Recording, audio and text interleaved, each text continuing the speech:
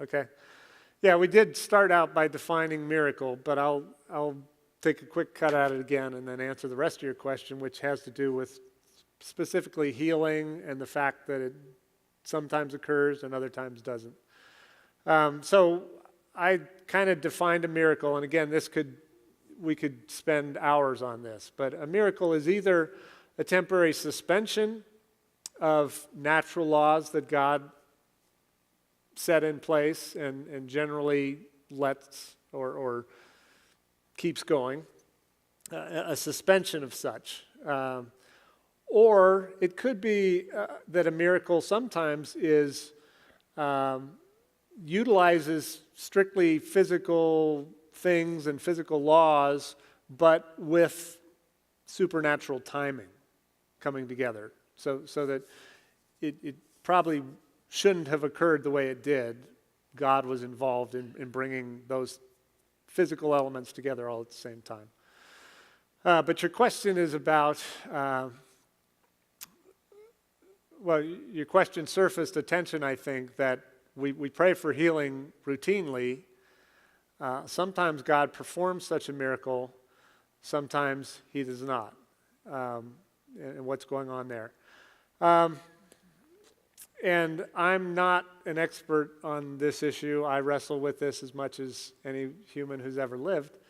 I do think that as individual Christians, when faced with the suffering that comes to all humans in this life with regard to disease and injury and those sorts of things, that we are called to go to God first. Recognizing his prerogative either to answer those prayers of healing in ways that we would like them answered, or to answer them for reasons of his own that we may not understand in his own way, which may be perceived to us as no. Okay? I think we are called to pray for healing to the God who heals, without necessarily expecting his answer to be the one we were hoping for, the one we would perceive as being in line with our prayers. I think for some people it seems somewhat of a cop-out to say that we end every prayer with, "Thy will be done." But it's a concept that's rich in theology and I think accurate. That ultimately, whether or not God answers our prayers for healing and does a miracle, is really his prerogative, and we can only ask those prayers going into it with the acknowledgement that he is God and we are not, and his answer is going to satisfy our faith, if not our desire. God's, as H shared with us in the sermon today, this is a testing ground and a laboratory, if you will.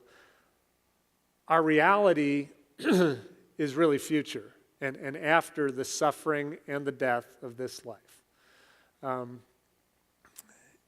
that's where we as Christians are most at odds with the unbelieving world around us. So, for instance, for most of those who in our world witness the tragedy of a young, promising life cut short, we experience the angst of that. We experience the trauma of that. But the unbelieving world has the further trauma of seeing death as the ultimate negative, the worst thing that can happen.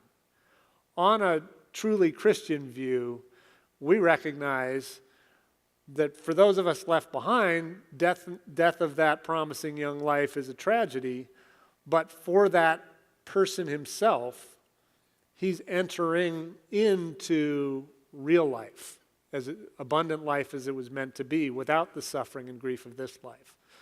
And so, having a truly Christian understanding about the relationship between the life of which we're promised after the death of these bodies, having a right understanding of that colors our view of physical death in a way that is in stark contrast with our unbelieving loved ones and neighbors and coworkers.